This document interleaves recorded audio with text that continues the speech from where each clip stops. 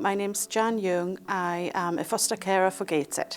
Hi, I'm Jill Little. I'm the Service Manager for Looked After Children with responsibility for corporate parenting. Hello, my name is Ben van Wachtendonk and I'm one of the team managers in the Children and Young People's team in Gateshead. Hello, my name is Susie. I'm the therapeutic social worker for Gateshead Council. Life story work for me is very different for all three boys. What I tend to do is keep things that I know are going to be important to them when they get older.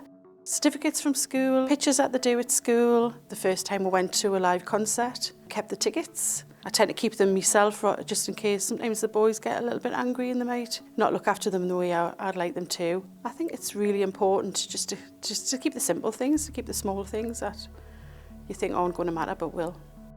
Gateshead Council have decided to roll out the creative life story work for all our looked after children. There are often lots of unanswered questions, and as they become adults, they want to know those answers and come back to us as a council and try and get those answers from their records and from their files.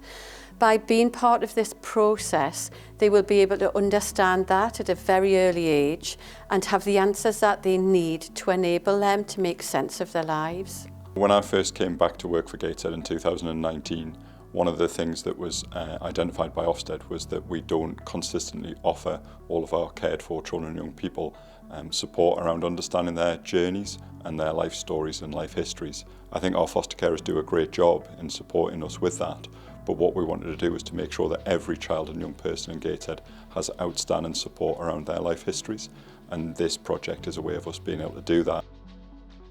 Sometimes the boys will just shut off. If you ask them a direct question, they'll just close down and they don't want to know and they'll brush it aside. People don't want to talk about painful things. We want to squash it down and we want to forget about it. Everybody does. We sometimes don't really want to have those difficult conversations because we're, I guess, afraid that that'll stir up for them a lot of really difficult feelings and emotions. It's almost like having a spelk in our thumb. If we leave it and we don't touch it, we don't think about it, it's not going to bother us unless we accidentally knock it or somebody pushes it. It's about getting that out. You know, we're really going to dig that out and that is going to hurt. But once it's gone and the children can begin to start to really heal from that.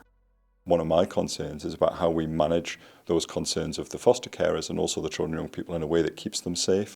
I think working with an artist is a lot calmer and less direct. If it's very gentle and something fun, they're more open, they're more likely to talk, and they're more likely to be honest about how they're feeling. I am most looking forward to actually getting into the creative sessions, meeting the artists and meeting the young people who we'll be working with, getting a little bit creative and a little bit messy. We're looking at the support that we're offering alongside the creative life experience work, that there are additional bits of support that we can offer children and young people if they require that. My role as a therapeutic social worker is to be on hand to offer additional support for example, consultations with foster carers or one-on-one direct work with children where maybe some further questions or difficulties have arisen from the programme. All staff will be trained to understand why life story is important to our young people. It will enable the staff to feel more confident in their approaches, that they will have a range of tools and techniques that they can use with the young people. But also make sure that this change is sustainable and that it isn't just a project that lasts, for 12 months, but that this is work that we continue with in Gateshead.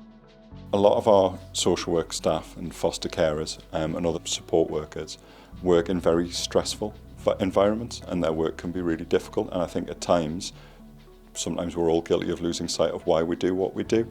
So my hope is that this training will make our staff teams feel re-energised and refocused about what's important in social work practice and in their practice with children and young people, and that really is about working with children and young people to understand their life histories, to make changes to their lives, to think positively about their futures, but also to give them a sense of belonging and identity.